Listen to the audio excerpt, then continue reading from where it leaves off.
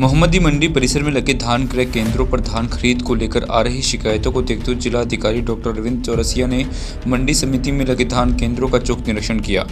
निरीक्षण में नमी मापक यंत्र से धान की नमी का पता लगाया, जो संतोषजनक मिला। 31 अक्टूबर तक धान की खरीद को और तेज करने को कहा। जिलाधिकारी ने कहा कि जिन सोसाइटी या क्रय केंद्रों की धान की खरीद ठीक नहीं होगी, उनको ब्लैकलिस्ट कर दिया जाएगा। वहीं वितरण में लगे सेंटर का भी निरीक्षण किया। जिलाधिकारी ने कहा कि मोहम्मदी भाग्यशाली है जहां बाढ़ का प्रकोप नहीं है। एक प्रश्न के जवाब में कहा कि इस मंडी में 12 सेंटर लगाए गए हैं, जिस पर तौल सुचारू रूप से शुरू है। सभी किसान अपना धान मंडी लाएं। उन्होंने किसानों को पेमेंट पर कहा कि जो समय सीमा है उसी समय सीमा पर सबका पेमेंट आ रहा है। मंडी गेट पर हेल्प डेस्क लगाया गया है। यदि किसान को कोई समस्या आती है तो तत्काल हेल्प डेस्क पर दिए गए नंबरों पर शिकायत दर्ज कराएं। साथ ही कहा कि टोकन जनरेट होने के बाद यदि कोई आवश्यक कारण न होने के बाद भी अगर किसान धान नहीं लाता है तो रजिस्ट्रेशन निरस्त किया जाएगा और उसे ब्लॉक कर दिया जाएगा।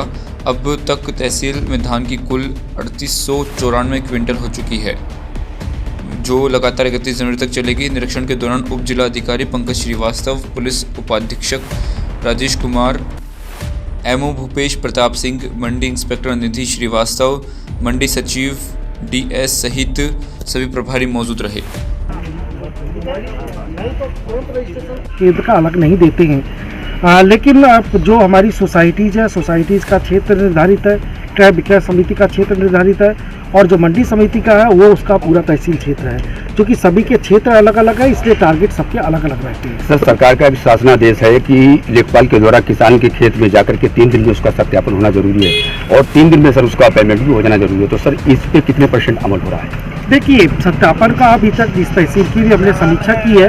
अभी तक कुछ समस्याएं थी जिस कारण से सत्यापन नहीं हो पाया था। आज की डेट में सिर्फ 300 ही बाकी रह गया सत्यापन के, और सभी करीब मतलब इट इज़ ऑलमोस्ट 95% जिसका सत्यापन किया जा चुका है।